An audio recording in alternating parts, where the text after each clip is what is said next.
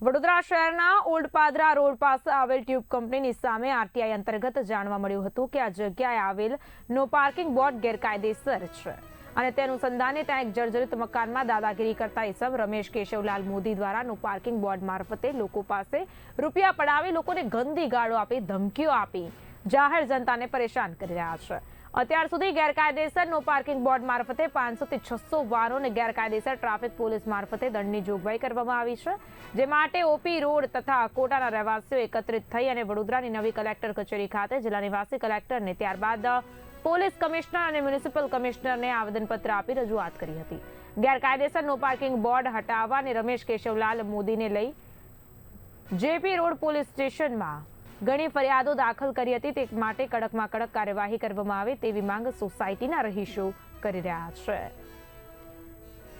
અને ઓપી રોડના છેવાડે રાધાકૃષ્ણ સર્કલ તરફ જતા ટર્નિંગ ઉપર એક જર્જરિત મકાનના ઈસમ છે, જે પોતાને રમેશ કેશવલાલ મોદી તરીકે જણાવે છે।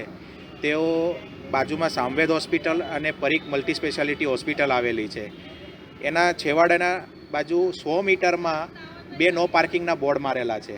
તે 2 નો પાર્કિંગના બોર્ડ આટલા નજીક નો પાર્કિંગના બોર્ડ હોઈ ના શકે તેવા ઇન્ટેન્શનથી અમે આરટીઆઈ ભરેલી।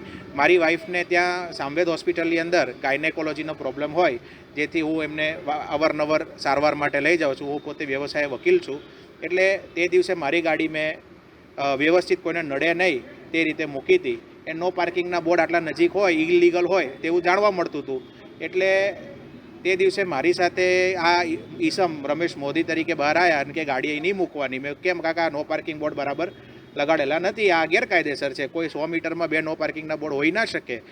તો એનાથી એને વચ્ચે મારી વાઈફ ઇન્ટરફિયર કરતા તેઓ મારી વાઈફને બીભત્સ હરકતો કરી, ગાળોગાળ કરી કે તલવાર લઈને મારી નાખું એવી ધમકીઓ આપી, જે બાબતે જેપી રોડમાં મેં પોતે ફરિયાદી તરીકે એફઆઈઆર કરાવેલ છે।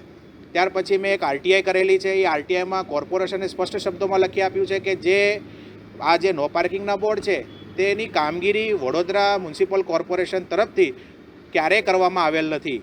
મારા મૂળ આરટીઆઈ અરજીમાં એવું ચોખ્ખું સ્પષ્ટ લખેલું છે, માંગણી કરી છે કે જો સીપી સાહેબથી કોઈ અભિપ્રાય કે કોઈ ચુકાદા કે કોઈ ઓર્ડર આવેલો હોય લગાડવા માટેનું, તો તે બાબતે તે લોકોએ લખ્યું છે કે લાગુ પડતો નથી, જેનું સર અમે જૂના પાદરા રોડ પર ગજાનન કોમ્પ્લેક્સ અટલ બ્રિજના છેડા પર ત્યાંથી આવીએ છીએ અને ત્યાં એક રમેશભાઈ મોદી કરીને એક ઈસમ છે, એમને ગેરકાયદેસર બોર્ડ માર્યા છે। એના બાબત અમે કલેક્ટરશ્રીને આવેદનપત્ર આપવા આવ્યા હતા। નો પાર્કિંગના બોર્ડ માર્યા છે અને હવે અમે કમિશનર સાહેબશ્રીને મળવા માટે જઈ રહ્યા છે। બોર્ડ મારીને પોલીસને ઘડે ઘડે બોલાવી લે છે અને જો એમને આપણે કશું પૂછવા જઈએ, વાત કરીએ તો આપણને ગમે તેવી ભાષા બોલે છે।